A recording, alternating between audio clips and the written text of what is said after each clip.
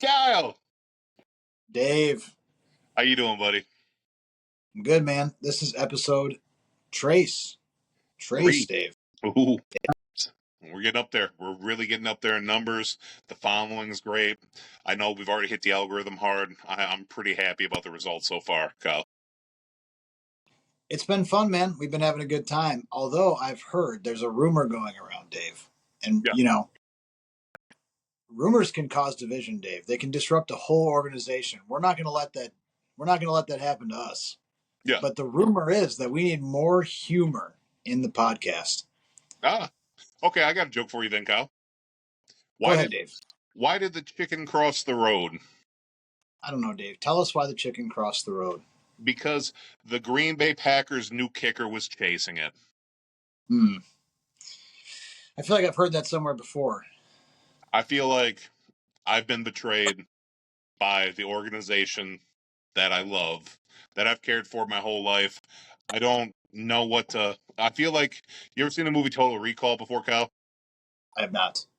Really? That's kind of. Not a big movie guy. I'm sorry to disappoint you. It's Schwarzenegger, so I thought, whatever. But the point is he finds out that it could possibly, his life could be a simulation. And that's kind of, he gave up like everything he believed in, suddenly just crashed and burned. And that's kind of what's happening right now with the Green Bay Packers and me after they have released my personal best friend and idol in a way, and some would say mentor, honestly, Braden Narvison. Now, Narv Dog. I think so. No one else will get this but me and you. But I believe there was once a tight end that you referred to as somebody who you were possibly related to or childhood friends That was with. my childhood best friend, Josiah DeGuara, who also decided to betray me and go to the Jacksonville Jaguars. That's a touchy subject, and I'm glad that you actually decided to bring that up, Kyle. Well, while we were on the subject of hurt, I just figured that I would hurt us both at the same time, or maybe just me inflict as much pain on you as I possibly can in this moment.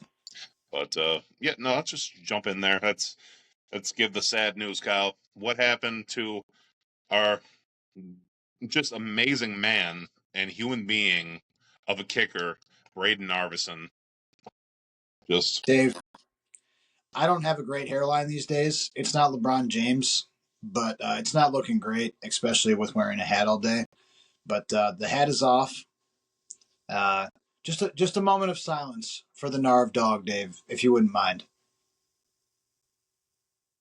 Thank you. The hat's going back on before anybody takes a closer look at that hairline. So we know it is common knowledge now that the Narv Dog has been released. And with that, Dave, well, actually, let's dwell on that for a second. Give me your straight answer. Don't think about it. Is this a justified releasing of the Narv Dog? long term, no. For the season, yes.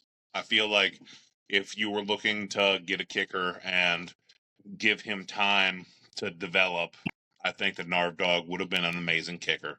I feel like there were just adjustments that he had to make, and even kicking in Lambeau's hard, and people don't realize how hard it can be. If he had a little bit more experience, I think that he would have done a lot better.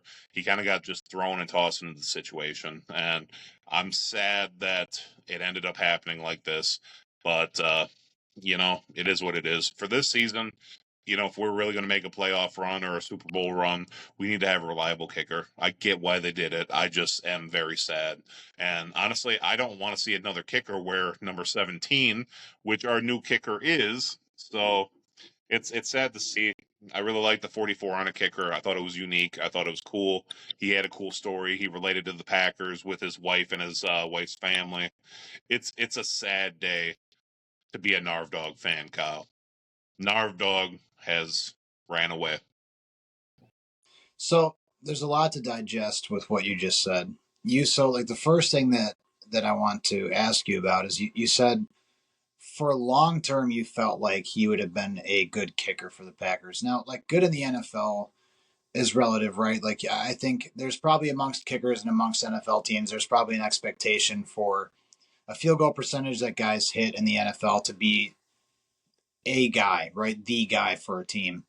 So do you feel like other teams will be willing to take on the Narv Dog in the future, aside from like a practice squad role. Obviously, me and you don't know this business like the NFL knows this business necessarily, right? Like, me and you aren't representatives of the Green Bay Packers. Unfortunately, if they offer it to me, I'd take it. I'm sure I'd get paid much more than I'm making now as a public servant, Dave. But like, do you feel like he could take on more than a practice squad role for a team, or do you think he's just a guy that you bring in to kind of compete in the off season? I think that I honestly do see him as being a guy who could compete for a job. I think this year, not so much. This year, he's a practice squad player. And even if you look at Narv Dogs, like where we got him from, he was a practice squad player that came from Tennessee. They were hoping to cut him and then stash him away on the practice squad, just so they could develop him behind Nick Folk.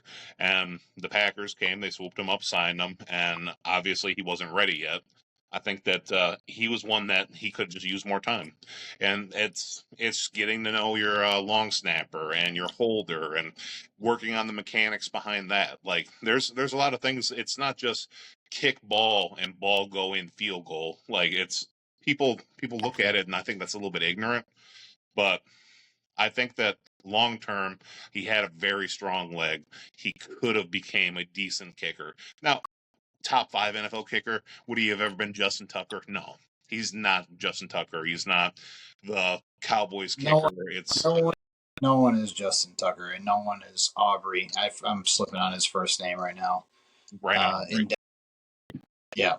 Um, but let me interrupt you for 1 second. And so you're an NFL organization, Dave. You've been and you put in charge of uh, the special teams play, specifically kicking in within an organization. You look at this 5 game stint or 6 game stint from Narvison, and you see that he has the most missed field goals in the league over this 6 game span. How do you take a guy like that and make him your guy? You think it's just integrating him in the practice squad? And then, like, I guess it's a two-part question for me to you. Like, his focus is kicking, right? Like, he has had ample time in the NFL at this point, and in college where he kicked as well. At NC State where he ended, and then Iowa State was where he began, and then there was another school in the middle of all that. I'm blanking on what that was at the moment, but you know, how do you fight back against a stipulation that would say, like, well, he's had all this time to kick, he's had the college pressure, the college experience, he should be able to translate that to the next level, and now he's a guy that's missed the most field goals in the NFL over 6 games. I would say it just comes down to working with guys. Like yeah, you think 6 weeks is 6 weeks, but you only get so long to practice. You only get so many snaps that you can really practice to kick. I don't think that they're putting up 60 field goals in a practice. I think that it's one of those things that it just would have gelled more over time. And then I also feel like, yes, he did kick in NC State and he kicked in Tennessee, but kicking in Green Bay is a different element. Lambeau Field is a very, very hard stadium to kick at due to either the weather or even last week. It was raining pretty hard. Like, it wasn't great conditions. And that doesn't excuse him. It's just one of those things where I think that if you would have gave him time, he would have been fine. It just he couldn't get time. If I were the Green Bay Packers, I'm taking Narv Dog and I'm re-signing him to the practice squad and I'm trying to keep him. But I feel like they have Alex Hale, which is he's that player from Germany, I believe. It's the NFL Pathway Program, the National Pathway Program. If I got the name wrong, I'm sorry, but they've had him stashed away, and I think that Alex Hale is their developmental kicker. I would personally rather have Narv Dog just based off of. They're probably digging into family history. If he's from Germany, they wanted to make sure there was no ties to anything back in Germany in the 1940s that may have been an issue for the Packers organization. Well, I don't if that was the case, he would have been from Argentina, Kyle. um, yeah, if as long as there's no ties to, like, deep ties to Poland or anything like that, I think that the Packers will ultimately be okay in Poland. this situation. Have you ever been invaded before?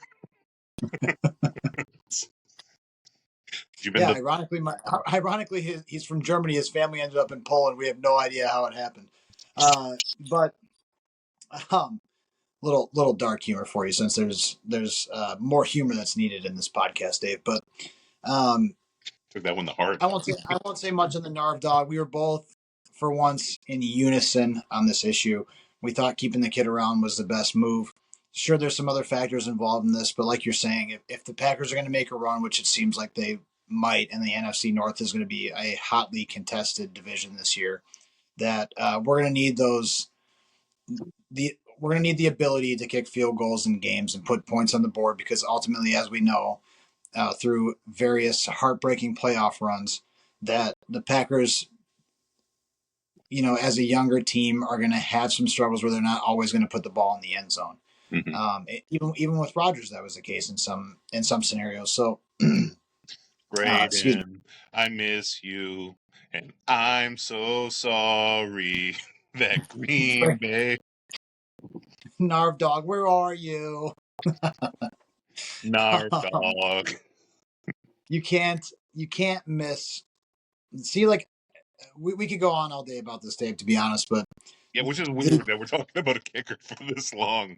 It's a weird. I know it's a weird thing to be passionate about. We've already lost 99% of the people that could potentially even watch this. Hopefully, you're just going to watch our clips and be happy with that. But yeah, I guess move on, Kyle. Who's our new kicker and why is he a terrible human being? you want to jump right into this controversy? I like it. Uh, Brandon McManus is the new kicker. Ironically, was on my fantasy team before sexual assault allegations, so I'm not at fault for any, Kyle, did it, you say sexual assault allegations? you want to dive right into it. That's exactly what we're doing. I'm trying to find a joke that I can say on a podcast along the sexual assault allegation route, but I don't think I'm going to do that because I can't do anything that's too dark for a podcast. So we're just going to leave that be. Brandon McManus, a Broncos guy for a while, a Jaguars guy when all the controversy stuff came out and he was released. Overall, the stats that matter truly matter as far as statistics go. In the kicking world, he has an 81% field goal percentage over the course of his career. Uh, Again, me and you are not in the kicking business, especially within football. It's not something that is a common stat that I think that me and you would know for what the average is, NFL team to NFL team. Certainly, it's 81% looks good on paper. I'll tell you that. And I've seen clips of him kick. In my research phase of Brandon McManus, because I've never watched him play extensively in Denver. I really don't have any clips of him playing in Jacksonville. I'm sure they're out there. I stumbled across a 61-yarder that he made in preseason while playing for the Broncos, but I believe his career long is 57. But 81% looks good on paper. So, that in and of itself, if we're comparing it to what we just had, is an improvement. I'm proud of the Packers for making a move in the season that benefits the overall of the team, right? This isn't a move that might have been desired. Like you're saying, I think a lot of the Packers organization feels like me and you do, right? Like they're high on this kid because he's a good person. He was given an opportunity to do things early in his career. He's a guy that they could have developed had he been doing a little bit better as far as performance is concerned. But ultimately, they're playing to the needs of a team who could go deep into the playoffs this year, if they have the right pieces and they are healthy. So, um, you know, a big pickup for the Packers. I don't know. Truly, I don't know. And it's not me trying to play politics in this situation because he's now a Green Bay Packer. I don't know what went into all the sexual assault allegations, and that's not something that we have to dive into, anyways. That's his business. He's a I, I can give you a little bit of a brief of it. Basically, it was he played in London, I believe it was last year with the Jaguars, and apparently on the way back with air stewardesses, he might have gotten a little handsy, or there might have been something else that happened, and then there were claims made and everything. I don't think it's a good situation. I don't think that it's a whole Law and Order SVU situation. Like, it's not terrible. I mean, it is terrible. It's terrible, but it's not to the extreme 10 where you're just like, what are the Packers bringing? Are we about to have a P Diddy freak off in Green Bay? No, it's not that, but it It's in is. TV It's shows now. Did you get McManus? Dung dung. dun dun dun dun dun. He's kicking with the baby oil. Just misses the ball completely, slips. I don't. Yeah. They already have a quip prepared for the Packers game when he misses a field goal. It's just dung dung dung dung dung. Basically, I think what's going to end up happening is anytime that they're like playing away, they're just going to put him in the Hannibal Lecter suit in the plane. He's just going to be straight jacketed up and just sit there that he can't keep your hands to Brandon, yourself, Braden or Brandon. Brandon, this is for your own good. It's the only way we can Um, do this. It's the hard yeah, part about the hard part about introducing some kind of humorous aspect to this podcast, Dave, for tonight at least, is going to be getting back on track after saying whatever weird rabbit hole we go down. yeah. So 81% over the career. Obviously, I don't know how many years he's been playing in the league. I think it's over. I think it's like 14 years. I want to say total within the Broncos and the Jaguars organization. I could be wrong on that. I'll have to take a look on it to check accuracy on that. But he's obviously a seasoned guy. He's a veteran. Could signs a 1 year deal with the Packers for right now. Hopefully, that's something that maybe could be a little bit more of a long term thing if this season goes well. I don't know how long it's been and how consistent he's been in, how active are kickers when they're not signed to an NFL organization. It seems to be something they could probably pick up pretty easily. It's a talent. So hopefully that benefits the Packers, and this isn't just like he kicked really well previously in his NFL career, and then he comes to Green Bay, and then he kind of just fizzles out in Green Bay, and then we have the exact same problem set on our hands that we just had a week ago. So we'll Yeah. see. Hope for the I best. don't. I don't think. I don't think he's missing field goals from 43 yards from the right hash like Narv Yeah. Dog was. So, Better kicker, but you know what they say: mo kicks, mo problems. You know. I guess that could be something that kickers or the Packers organization has said in the last few weeks. Yes, I would. Yeah. No, I would. it's pretty sure Brian Gutekunst said it at his press conference. That might have been something he said. All right, let's move on from kickers since we've done that for 17 minutes here. And we paid tribute to the Narv Dog tonight, even though he didn't make it on our podcast. I'm not committing to the fact that he won't be on this podcast at some point. We're going to get him here. The I don't care how invitation is many. always open. I will buy a jersey still, especially because it's probably Listen, discounted now.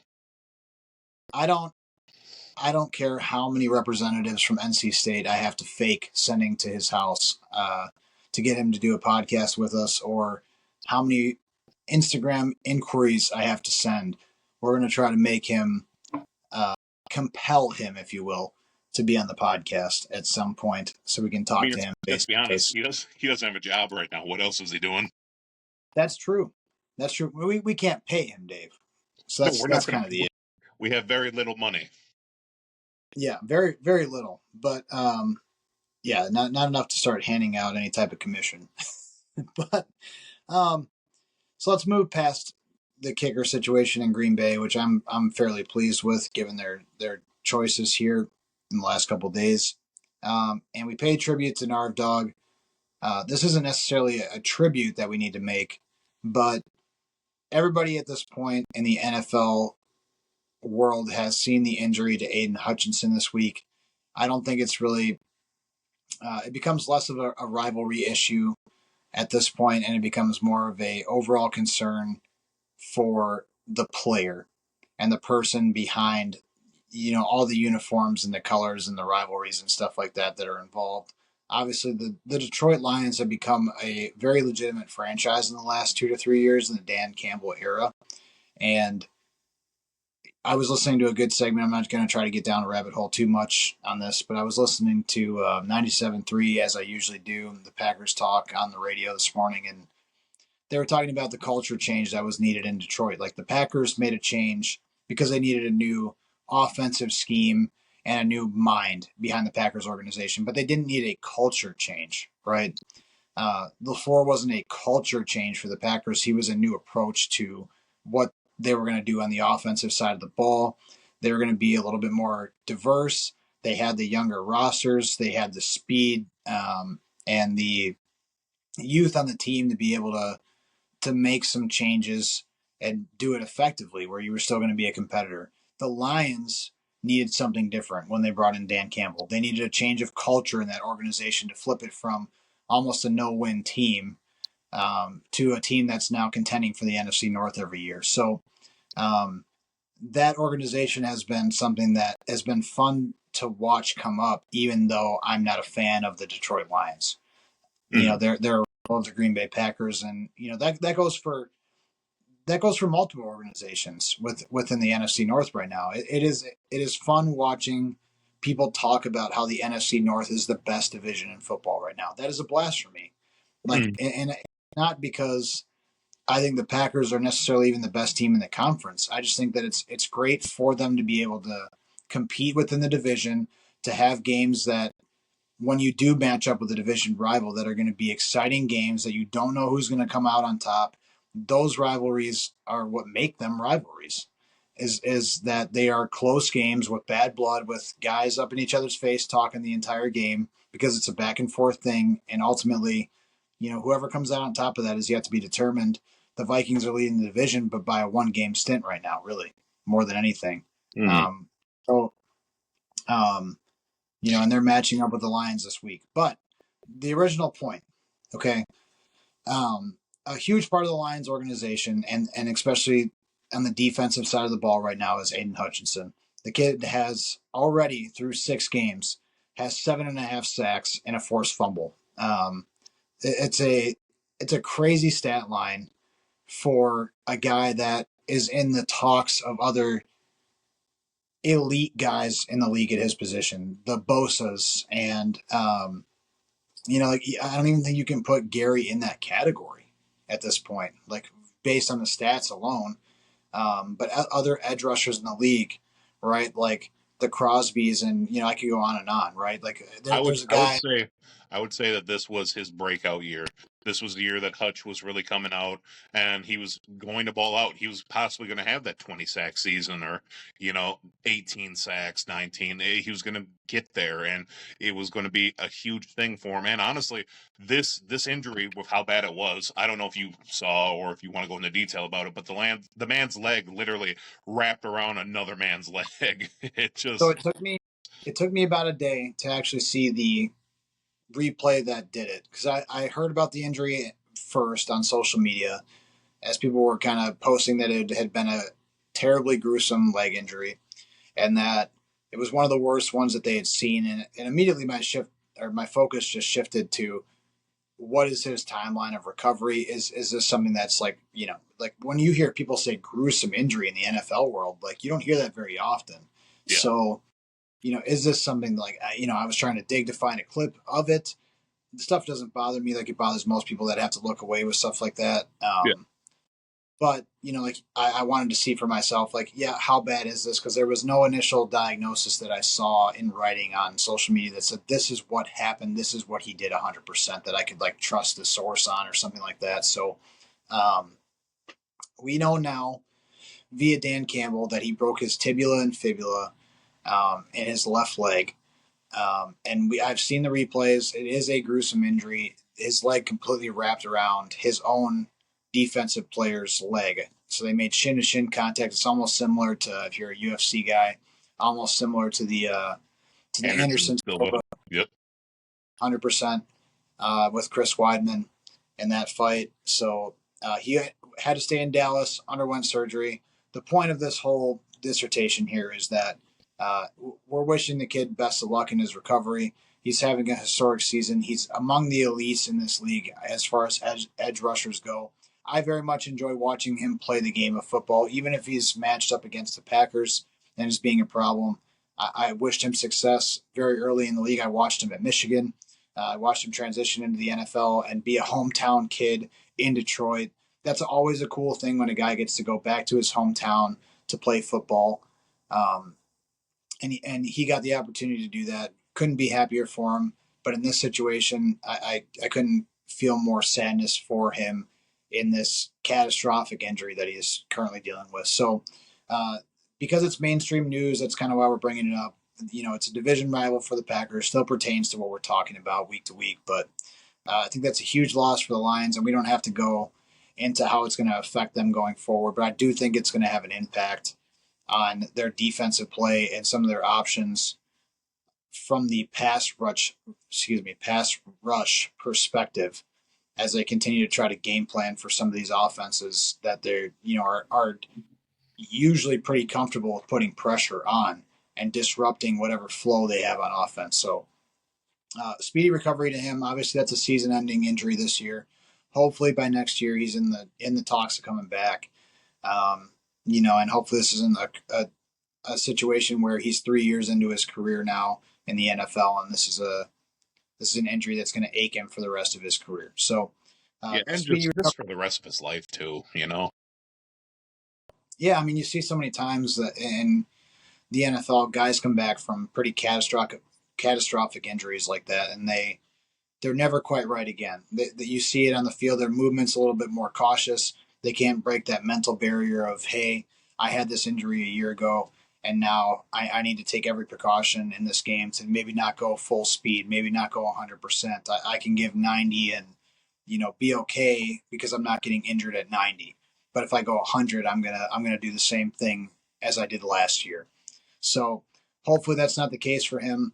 Hopefully he is back in a reasonable amount of time and he's just being the dog that he was this year. But a big shout out to Hutch, feeling for him, his loved ones who had to watch him go through this, and obviously the Detroit Lions as they battle not having one of their key players on defense. So big shout out to one thing I can say though is it appears you didn't have any humor in that segment. That's true. If you'd like to find some humor amidst this leg injury, perhaps Aidan didn't have any milk in his childhood. Maybe it is a calcium issue, Dave. We won't know for sure, but perhaps if he played for the Green Bay Packers, the land of milk, he would have been fine. The land of dairy. Instead, he America's was Dairyland. Dirty America's Detroit. Dairyland. Yeah, I mean, if he was part of America's Dairyland, calcium and perhaps he would have been very, very perhaps the trainers would have spoon fed him some milk before every game, and he wouldn't be dealing with this. Hate to say it, but it happens.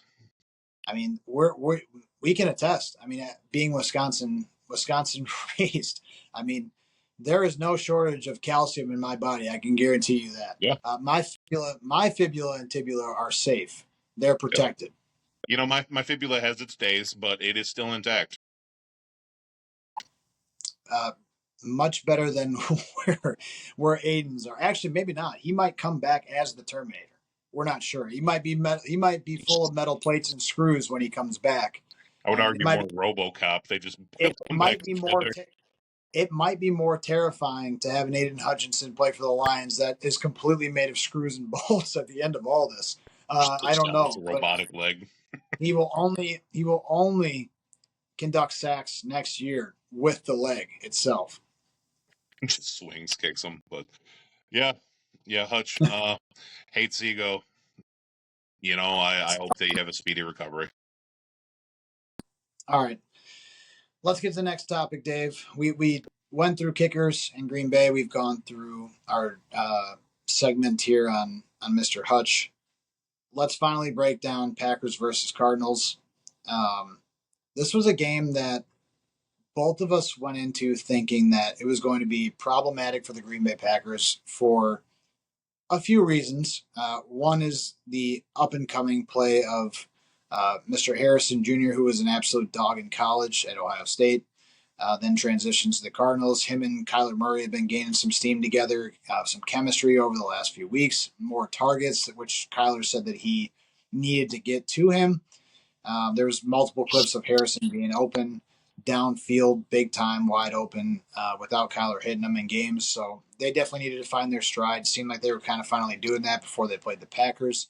And classically, we all know as Packer fans that typically we struggle with quarterbacks that are mobile, can get outside the pocket, can do damage with their legs. Kyler Murray is undoubtedly one of the best quarterbacks in the NFL right now at doing that. So my prediction for this game, and I do remember this, was 31-28 in favor of the Cardinals. This game was a shocker to me in terms of the result. I thought this game would have been a lot more neck and neck than it was. There's a million and one reasons for that, which we can get into in this breakdown. But I'd like to start by just acknowledging a couple of the things that worked very well for the Green Bay Packers during this game. And one of the things that I noticed early was, again, we talked about last week, we gave Matt LaFleur a round of applause for his game plans coming into the week, or adjustments that he was able to make at halftime, rather. And I think the game plan in this game, because they showed that we had a little bit of a deficiency with letting pressure eat at Jordan Love and chip away at him in the first half of last week's game, that this week we were shifting to one of Jordan Love's strengths right away, which I noticed, and I'm sure you did as well, was the hard count. The hard count was there very quickly. I didn't understand the refs not allowing these free plays to occur. There's different things in the NFL that I feel like different refereeing crews will respond to differently.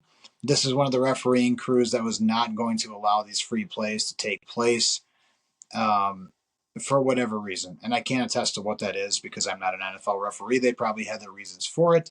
Matt LaFleur and both Matt LaFleur and Jordan Love It's seem... because they hate fun, Kyle. It's the no fun league. I mean, I assume that with some of these things, it's something that you talk to the refs about before the game, right? You say, hey, listen, we're going to be running a lot of these hard count plays today. And and like, we'd prefer that you guys are aware of that and that you're going to let them run a little bit, right? Like we're going to look to get some free plays here. And this is something that you guys should be aware of. I don't know if that conversation took place or not. It's not mandatory that teams do that, but I'm assuming that usually when teams have a certain game plan in place like that, they let the staff know ahead of time, hey, this is what we're going to do. Just so you're aware of it, and it's not a shock when it happens.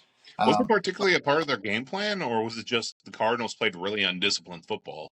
Because they came in this game like the fourth least penalized team in the NFL, or was it they were the least? They were up there for the least, and they just completely blew it. Yeah, I mean I would say it's an even mix. I would say that the Cardinals were undisciplined on defense for sure because of the high rate of penalties against the defense, especially the defensive line, not even the secondary necessarily, but the defensive line jumped off sides quite a few times. But it was giving the Packers opportunities, but those opportunities aren't created without an effective hard count in the NFL. It's not, guys don't just go hopping over the line in anticipation for a play to take place without there being an effective hard count. So the Packers, I felt like right away were getting up on the ball. They were trying to catch them in substitutions to get that extra man on the field, and create some opportunities to make big plays, which is what the Packers offense is doing really well right now. They're creating big play opportunities out of little things.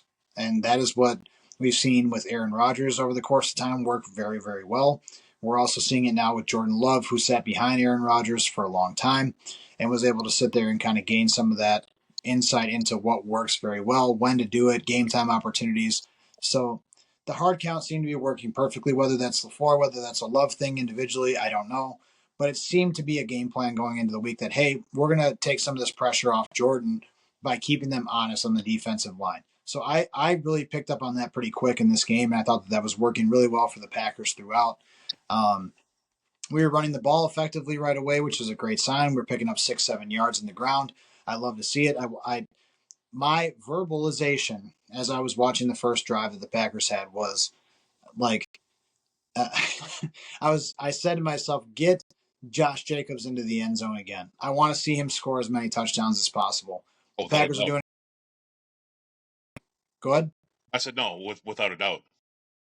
I mean, the man is working incredibly hard. I mean, he's fighting for yards after contact.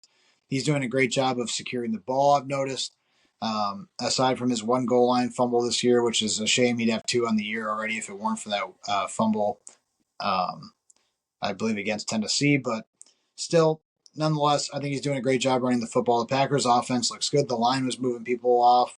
The tight end and receiver blocking was great. Um, Ultimately, I'm not going to go too deep in the weeds with the game breakdown because we're already kind of deep into this now. But um, I liked what the Packers offense was doing. Jordan Love did throw an interception this game, 4 touchdowns, 1 interception, but it was on a slip by Bo Melton on the outside, and an incredible catch by the Cardinals secondary. To be quite honest with you, I kept thinking when I watched the replays of that interception, like, number one, it was on the money. The throw was on the money. So Jordan Love, it wasn't an accuracy issue. It wasn't hero ball. That's the things that you're concerned about with an interception, as we've been talking about over the last couple of weeks, is like, what is he thinking when he's throwing some of these picks? Because he's just kind of doing a little too much.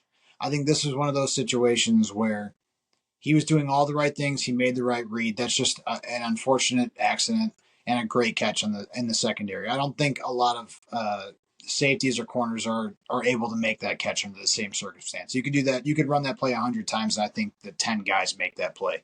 So I'm okay with that interception. It wasn't. There's no situation in which you love a turnover, but especially when the field's wet, there's some adverse weather conditions in play.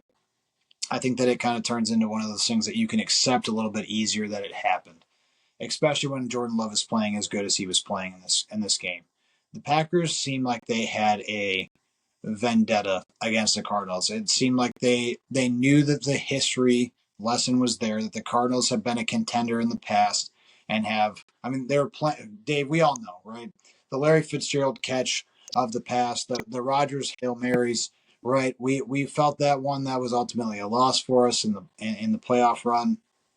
Um, and it ends up being something that sold us short of another Super Bowl. What year was the Larry Fitzgerald run? Was that 2017? 2018? Probably Um, 2017, 2016. So that was when Janice caught both of those Hail Marys in that game. Um, Well, it wasn't just. It was also one was Janice, and then one was it Jared Appidaris? yeah, I remember Jared Abbrederis because he played for Wisconsin Whitewater, correct? No, the Badgers. Oh, the Badgers. I'm sorry. I'm thinking of what was the The other kid man from wearing Whitewater? the Badgers shirt doesn't No, remember. no, no. Kyle, The you kid better that, than this. yeah, that's true. No, Abbrederis. I'm thinking of what's the other kid that now plays for the Buffalo Bills? Kumro? Kumro. Yep. Okay. Yeah, and I don't even know if Yeah. he's on the Bills anymore, but yeah, he played for Whitewater. Sorry. But Yeah. yeah, Way one off on that. Fire me now, Dave. Just do the podcast solo from now on. I'll. I see I'll have to, Kyle. Um, Or I just get that Badger shirt. I won't fit it. I will not. It wouldn't. It's not even a fat guy in a little coat situation. I just would not be able to get an arm in that. But still, um, No, I thought the Packers played really well on the offensive side of the ball. The defense had 3 takeaways again this week. oh Something that no, we can get. I'm sorry to interrupt you. Well, no, my original point originally was just the fact of the Cardinals. I don't think that it was even a vendetta against Cardinals. I think that it's just the Packers are starting to gel, and this is the team that they're supposed to be. I don't. My point with even 2016, 2017, whatever. Most of the players on his team are very young. I think the average age is like what 26. So it's like if you're looking at a game that was almost 10 years ago, these guys were like in high school. Like none of them were looking back Yeah, and being I'm like, not. those It's like pesky Cardinals, you I know? don't think they're. I don't think they're a 49ers like caliber team for No, the Packers. Where like you have all this history and it's bad blood there yeah, because of how many times we've seen them in games that have meant everything. It's lose like it's win or go home type environment. yeah. But I think history matters, right? Like you have in the pregame showing before the game actually starts the TV broadcaster showing Larry Fitzgerald catching these passes. They're showing some of the dicey finishes we've had in the last couple of years. The Rasul Douglas interception where we won that game, Yeah, where the Cardinals were undefeated at the time. The Packers were on a one-loss team, and that was like a Monday night or Sunday night football game. yeah. So you have a lot of history with a Cardinals team who's made things pretty difficult on the Packers, and I think history matters. Are they the Packers' biggest rival in the NFC right now? Absolutely not. I would still argue that that's the San Francisco 49ers as far as playoff contention goes. But just because, I feel History matters. They used to be the Chicago Cardinals back in the early 1900s. Kyle hasn't forgotten. I I remember where you were.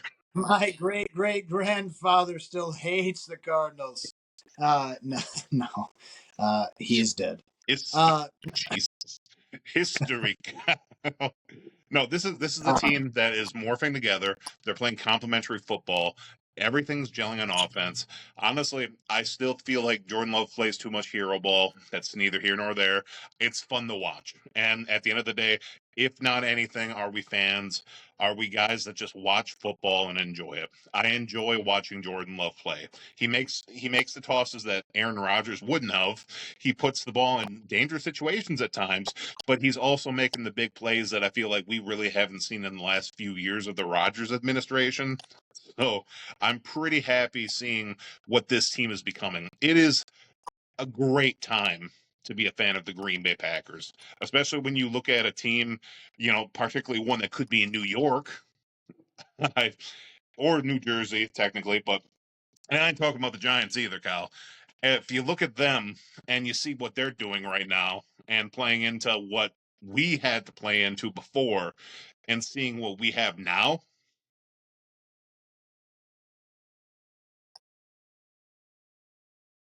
yeah, I agree 100%. I think it's a great time to be a Packers fan. Your camera's off, by the way.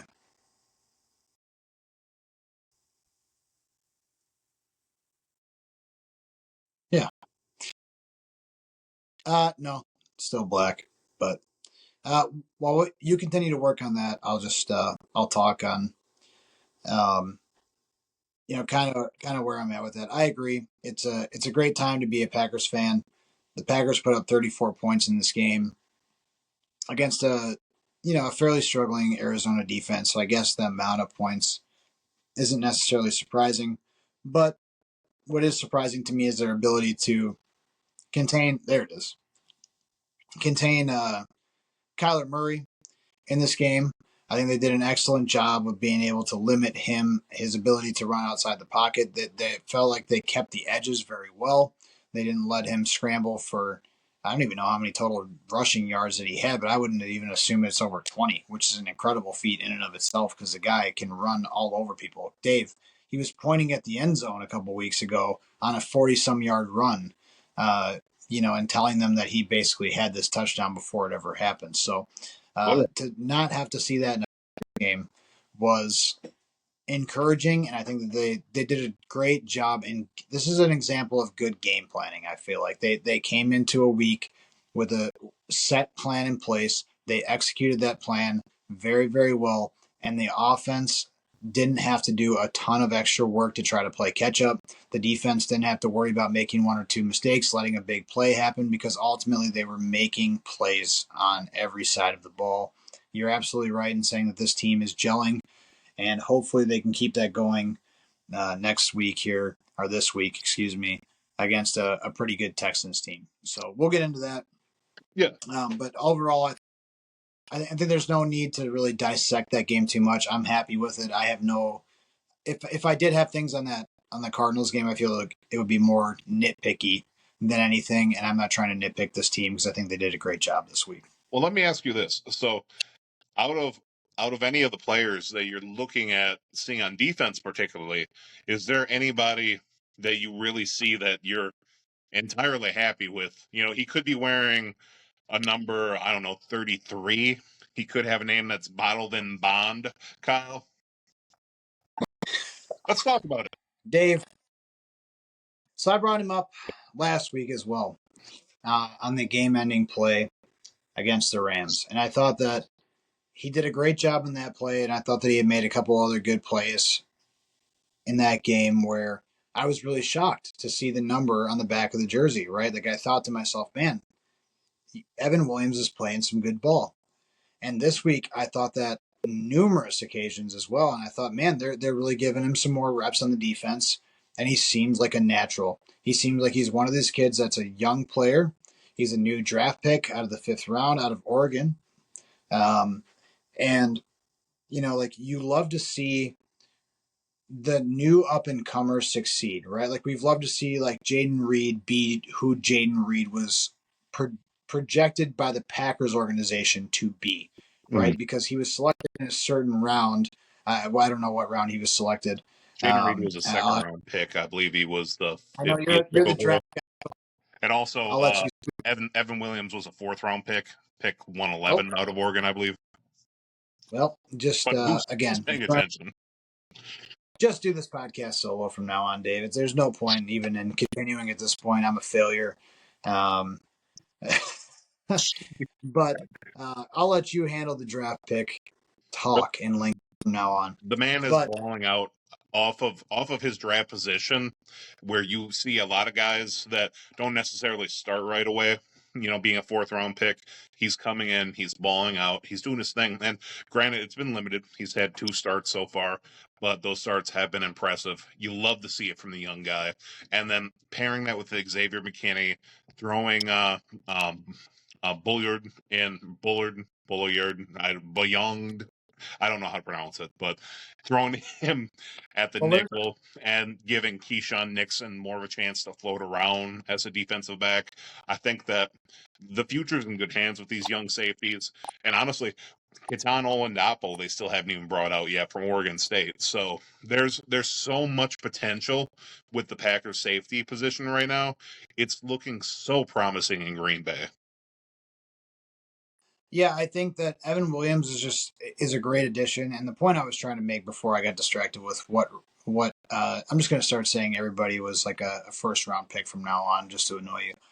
But but um, you want to see guys succeed early in the league. That's the same as we talked about with Aidan Hutchinson earlier, right? Like even on arrival, look at a guy that's coming out hot out of college and know, man, this guy's going to make a difference right away when he hits the field. But sometimes in the later rounds of the draft, when the Packers pick and they're not our preferred picks as fans, I think it's easy to say like, well, is this kid going to be able to come out into the field and make an impact right away? And so for the Jaden Reeds of the world, that was a great decision by the Packers organization. He's probably, not even probably, he is the leading receiver for the Packers through 6 games. And he's not even considered I don't think the number 1 receiver on the Packers roster. I think that spot still belongs to Christian Watson. So, like you love to see these guys come in and succeed very early in their careers. Evan Williams seems like he's done a great job through a couple of games. He's picking up on things well. He's performing very well. He gets a forced fumble in this game on a punch out where the Cardinals were driving.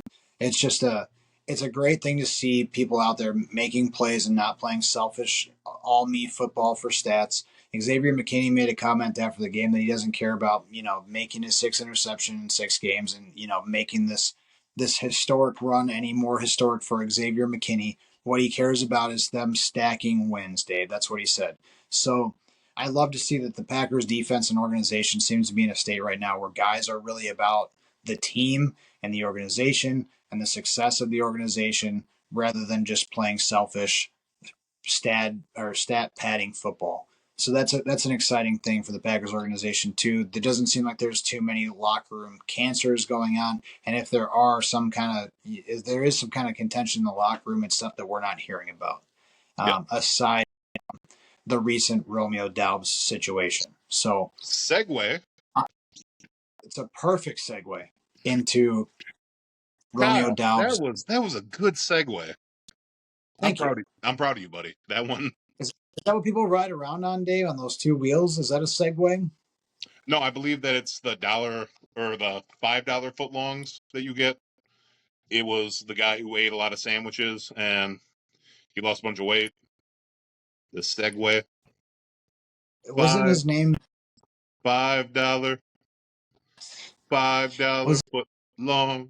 I believe he was also arrested at one point, I believe. Kyle, why are we going into that's nothing to do with the Green Bay Packers, Kyle? There's a documentary about it if you really want to watch it. Tell me you're singing the Subway jingle over there and that it has nothing to do on the Packers podcast here on Lambeau Lounge with what we're talking about. Yeah, you know why that guy got arrested? Yeah, we do, Was Kyle. was it groping? Was it groping airline with stewardesses or no? No, they were far too old for him. These Oh, stewardesses are of age, Kyle. we don't know, Dave. We can't be sure. We weren't there. I think we can be pretty sure. There's a documentary that tells me that I'm pretty sure. There's a documentary on pretty much everything these days. Maybe they'll have the McManus documentary come out this year. Who knows? Hopefully after the Super Bowl run is complete. So we have a lot to get to here still. Romeo Doubs. But we always tend to try to speed up here at the end. But is the situation? I'll let this one just be your answer. I won't put in on my own personal input on this one. But is the dust settled, Dave, around the Romeo Doubs situation? Not necessarily the targets that he got in this last game or the great plays that he's able to make on the offensive side of the ball. Do you think the controversy within the organization is over and we moved on, or are we going to hear more about Romeo Doubs going forward?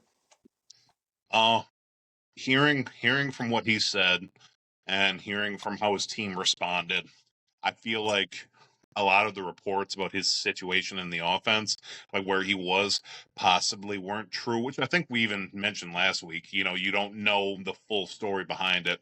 And he mentioned this week about his mental health, and there was things going on in his family that he didn't want to get into detail with.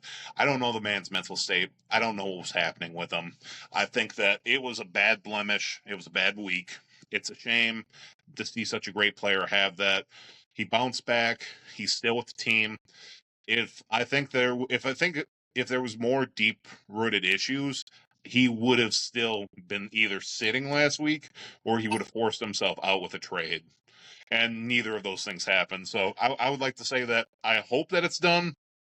I feel that it's done, and I love to see him back because obviously you see with that adjustment on that second touchdown, he did something that I don't think any other Packers wide receiver really does that strongly.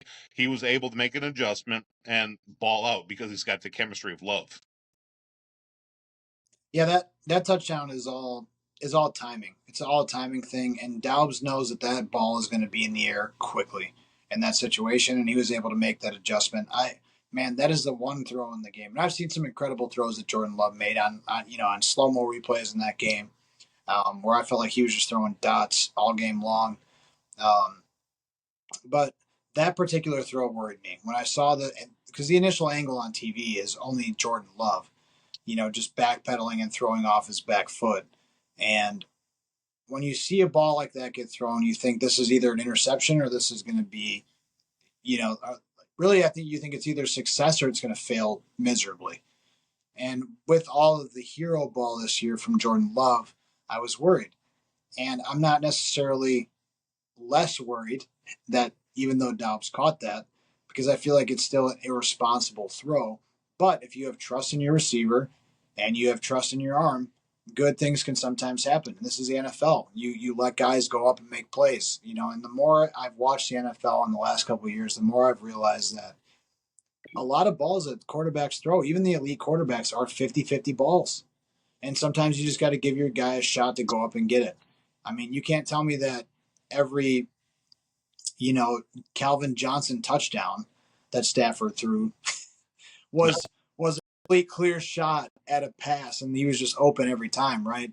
We're giving guys like that shots to be great, chances to be elite, and show what they have and the talent that they have and the hands that they have. So I think that it was not a great quarterback play, but it's great receiver play on the other end. I could not disagree with you more. That man had a pass rusher was free coming in he had the pressure immediately in front of him, and he threw up a ball to let his guy get it. He was able to take that pressure, get past it, throw up the ball. I think that Packers, we But just does that? Kyle, I'm Uh, telling and you, right now we're spoiled fans. We have a case of the Rodgers-itis.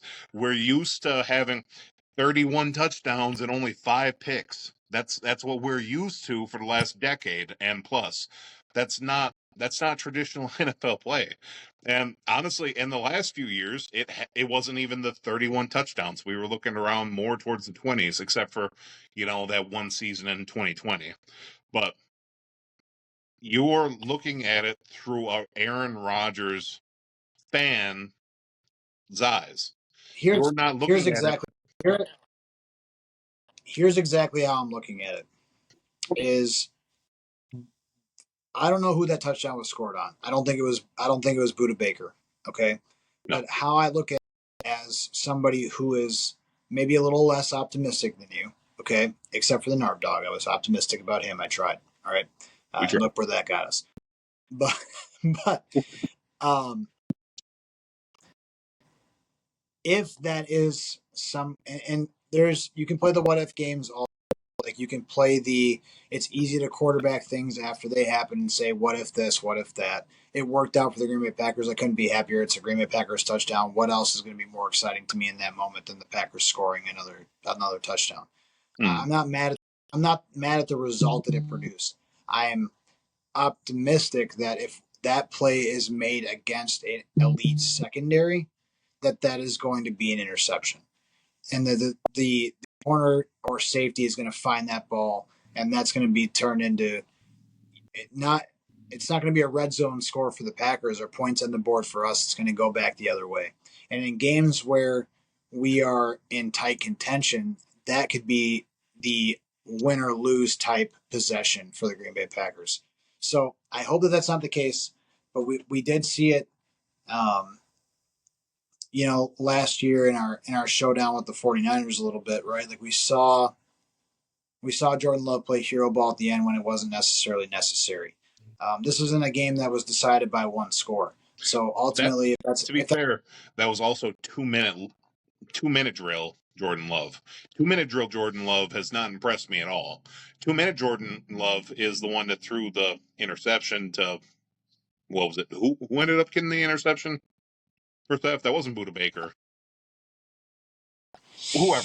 Whoever he threw to, because he was rushing, because it was first down even when he threw it. And yeah, it was a bad trip by Bo Melton, but it still was a pass that was rushed that didn't need to come out immediately.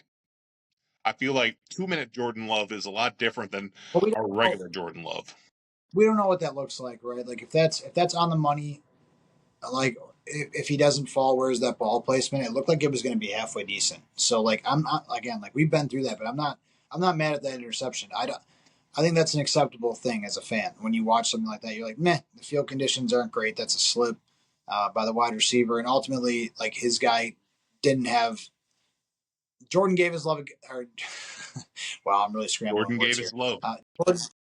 Jordan gave his love. He gave his love to Melton, and it turned into an interception. It was love for someone else on the defense at that point.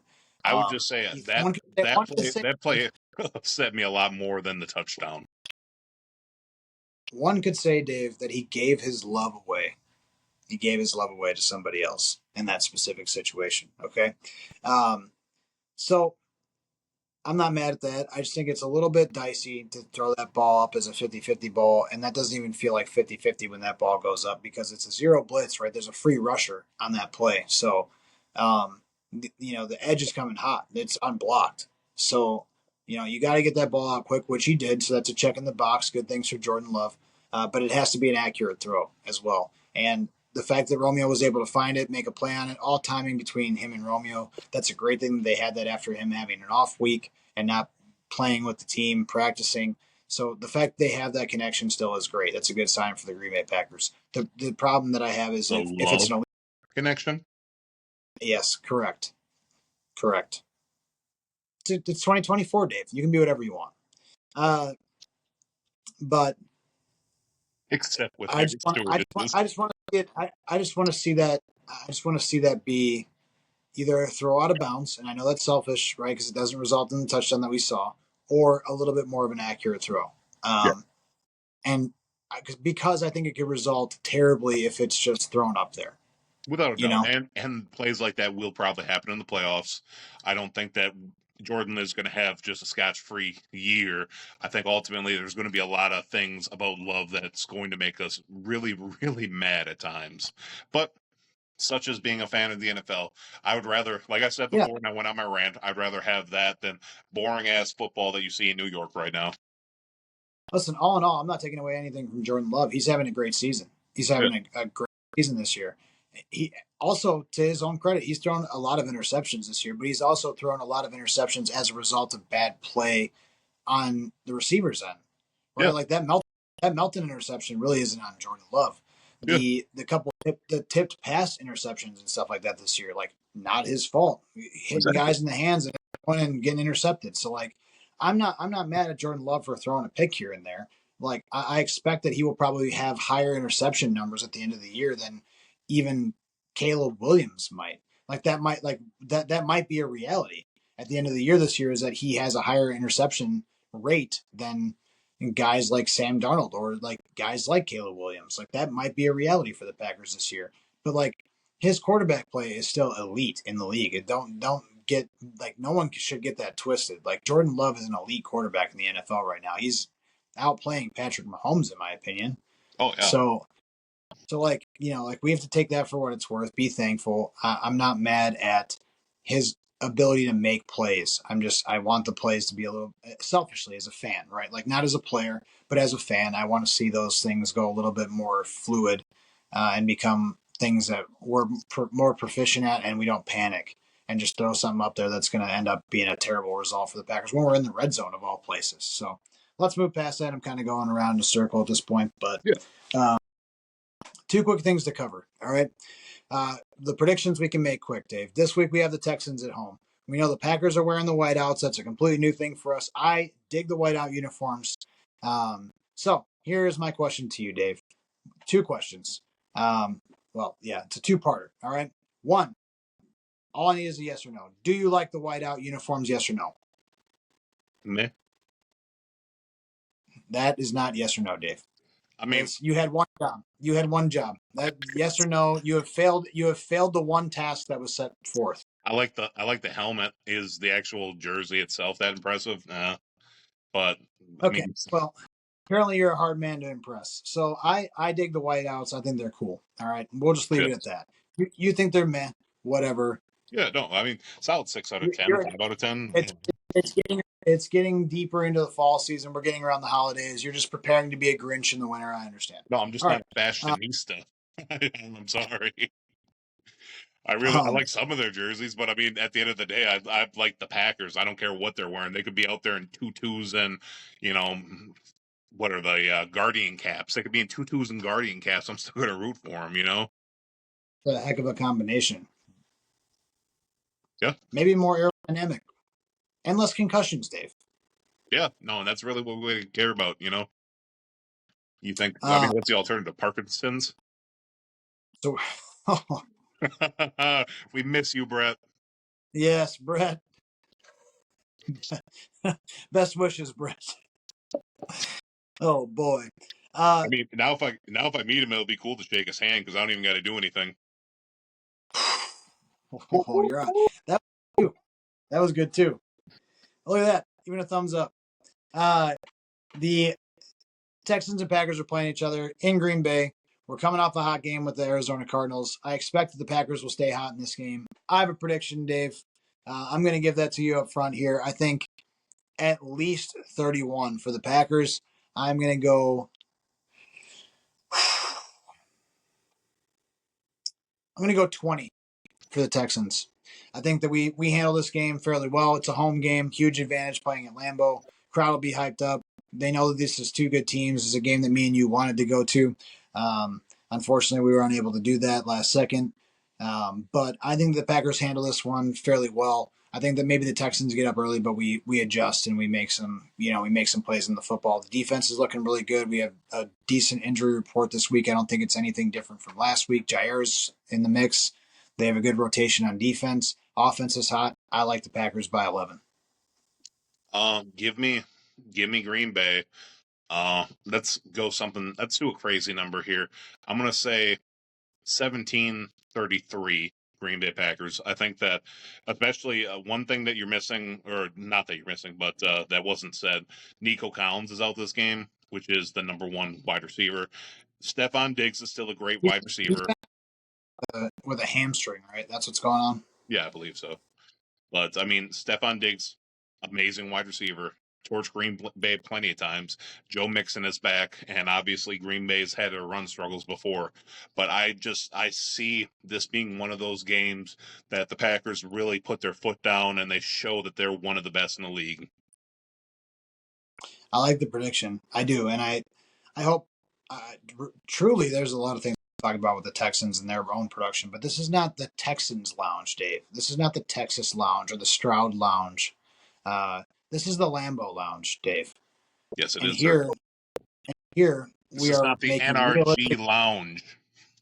No, no, it is not. All right. So I like the prediction. I think that Stephon Diggs has had a pretty low production rate, if I'm being quite honest. For him going over to the Texans, I expected a lot more out of him, and maybe he ups that production just a little bit in the midst of Nico Collins being out. But I don't think that he is somehow more important to the Texans team than Nico is at this point, just Yeah. given his production over the first 6 games. So I don't even think that Stephon Diggs is a giant factor in this game, if I'm being honest with you. I think that Packers just have to keep them honest and do what good football teams do well, especially I on mean, the you defensive have side. Tank Dell too. You have Dalton Schultz. There's a lot of ways that they can actually score on us. Sure, I just don't think they but will. like, but the bigger picture, Dave, is that all defenses, good football teams in the NFL. And the more I watch NFL football, the more I realize that it's less about allowing a few plays, a few first downs, and more about preventing big chunk plays that hurt you over time. And I Yeah. think maybe the Texans make one of those. CJ's got the arm that's going to test the Packers secondary, and they're going to test the safeties. But we have a secret weapon back there, Dave. He is called Xavier McKinney, and that man is an absolute dog this year. So I don't think that CJ's arm is going to be a giant problem. I think the Packers will come in prepared, and I think they could even. I think you know what? Throw out another freaking prediction. I'm going to do it. I think that Xavier gets another one this week. I think that he makes it. I think he makes it 6 in 7 games. That's what I'm thinking. CJ's going to try to air it out. Xavier's going to say, "Absolutely not. I'm taking this from you. Thank you very much." So that's my prediction. Let's jump into our last surprise topic here, Dave. This is strictly for entertainment purposes and for a little bit of humor since we needed it so much. There was a reunion this week, Dave, and it wasn't a family reunion in a trailer park like you imagined it would be for my family or anybody related to me. What it is actually a reunion in New York, specifically as you stated earlier, in the MetLife or Jet Life, as they like to call it. Really, what they should call it is Pack Life, because they are reuniting in the New York Jets organization, much like the Packers offense once was comprised of all these players. Aaron Rodgers unites with Devontae Adams. You love to see it, you hate to see it. And here's my take on this, and then I will let you talk to finish it out. I heard one of the best takes on this situation that I have heard about this Devontae trade. And I'm not even going to get into what they traded or for what or what the price was because it doesn't matter to me. It's not my team. But there was a take on this on the radio today, and I agree 110%. And that is that the state of football that we get to watch as Packer fans right now, it is a great time to be a Packer fan. We have a incredible young team in Green Bay. We have the NFC North division thriving. The Vikings are great competition. The Bears are going to be great competition, and the Lions are great competition, right? All teams in the NFC North are are playing incredible football around the board. And to me, that only elevates the level of play that's going to be happening in the future between the two teams before drastic changes are made. I don't even know when the next time a major quarterback change is going to take place within the NFC North because at some point, the Vikings are going to get their starting quarterback back. So that's going to be a huge gain, right? like to an organization who's Not already this year, but no, not this year. But futuristically speaking, like he's a young kid, he has plenty of career left. Like he's been watching the organization. He's excited to get to work there. So we're gonna watch another kid start for his first time in the NFC North. We have a Bears quarterback who's pretty exciting right now because he's on the up and up. He seems to be getting hot over the last couple games in Caleb Williams. And we have, I think the first quarterback change we'll see is Goff, to be quite honest with you. So I say all that, Dave, to say like that our division is exciting, our team is exciting in the Green Bay Packers, and it's exciting to watch these old Packer pieces in the AFC battle it out. It is exciting to me that I can sit down on a Monday night and watch Aaron Rodgers go to work in New York with no repercussions. It is absolutely no repercussions. I can watch Aaron Rodgers play good football and be shades of his old self without having to worry about, oh God, we're going to lose the game, right? Like I I have absolutely nothing in me that's conflicting when it comes to watching him play football. I have pure enjoyment, and that is what I'm going to get out of watching Davante Adams play with Aaron Rodgers once again. It matters nothing to me what happens within the organization. If Aaron's a locker room cancer and he's a problem and he's this, that, and the other thing, so be it. He's not a Green Bay Packer. If Tay joins that and him and Aaron Rodgers have that relationship where they're both going to cause problems, it's going to self-destruct the Jets organization over time, then so be it. Let it happen. It's not happening on the Green Bay Packers anymore. If it ever was before. There's no players that are just like flooding back into Green Bay to be locker room cancers.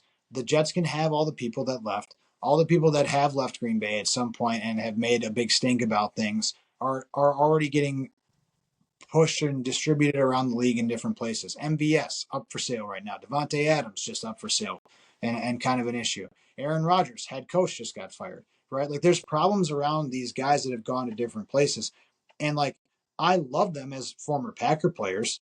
Like I want to see them do well and succeed. It's not like I'm preying on their downfall in other organizations, but like the fact that I can watch them play on the Jets from the completely other side, of the league is an exciting thing. And I can make predictions about, is it going to matter how many pieces they add? Can they beat Mahomes? Can they beat Josh Allen? Who cares?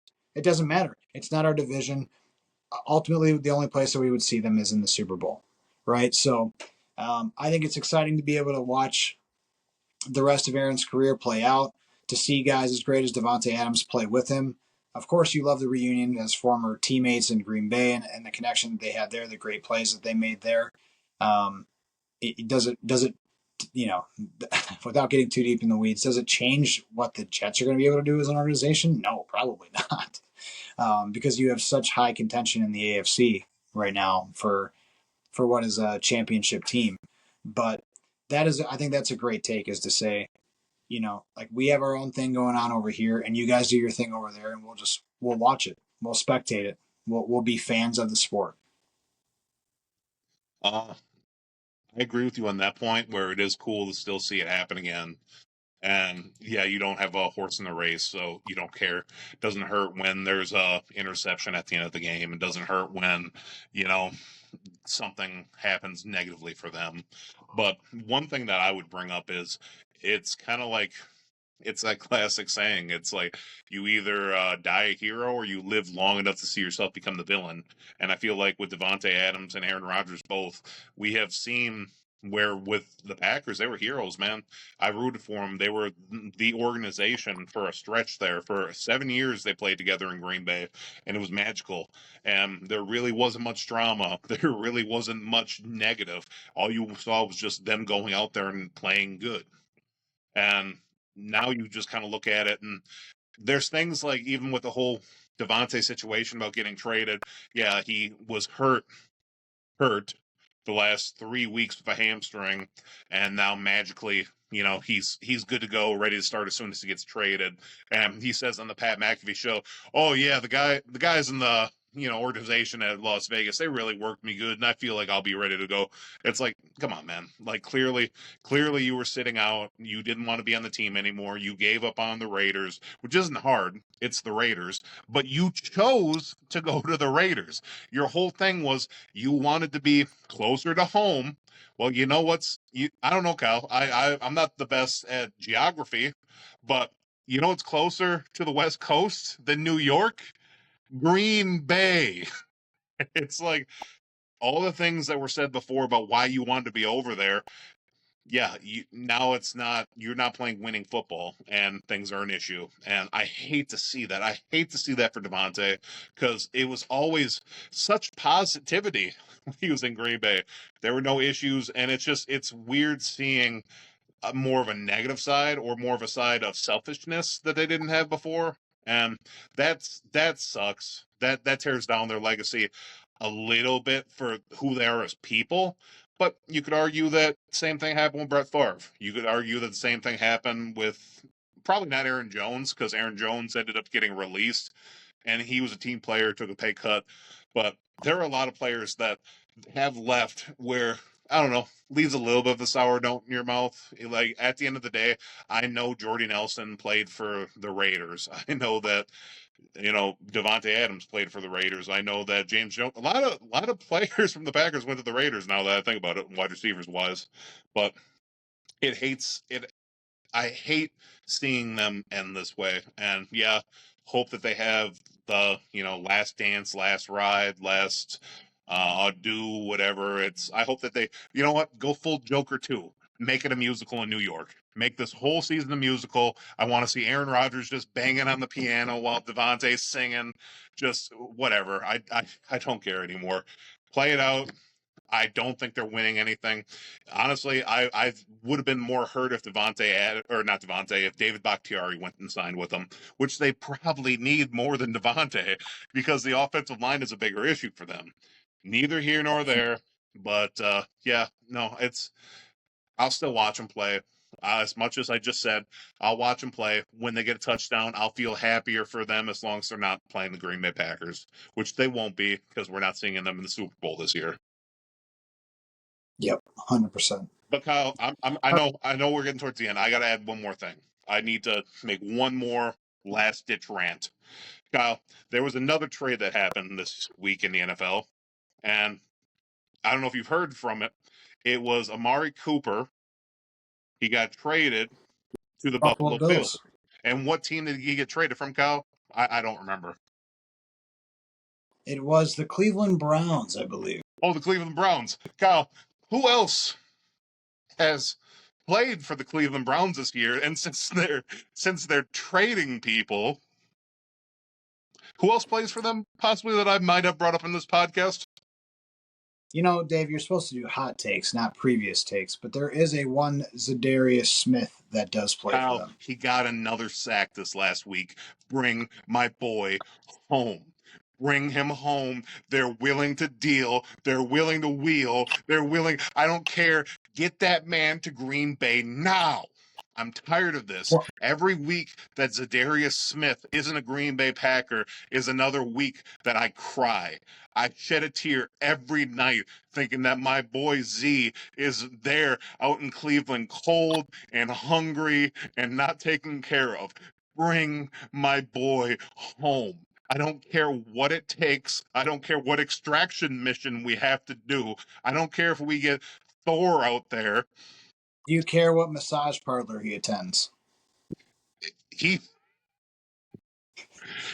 I mean, maybe they should go to the Brett Favre massage parlor. He's got to do his. I'm just saying. I Takes don't care know of what. itself. I figured Deshaun Watson's got some kind of team deal going on out there. What they really need to do, more than anything, the Browns organization, before they even consider trading Z, is they need to offer Deshaun Watson a McDonald's contract, because that's probably the only job he's going to have at the end of the year. I'm just picturing. I'm picturing like I'm like hanging out of a helicopter. I grab Zadarius's hand and I start pulling, and then all of a sudden his other hand gets grabbed by Deshaun Watson, and you look down, he's just like but his hands are so slippery, he just slips away. Yeah, it's straight baby oil. Bring my boy home, Kyle. We need it. We need the pass rush. He's been balling out. Just let bygones be bygones. Just please, Goody, bring my boy home. I miss you, Z. I miss you. All right. With that, we're going to wrap this up. I think we did better with the humor tonight, Dave. So I think we can go to bed tonight feeling good about ourselves, um, knowing that we blessed our one viewer with some moments tonight. So appreciate you being here as always, man, and we'll see you again next week. Oh yeah, no, always a good time, Kyle. Glad to talk Packers with you, man. Catch you later.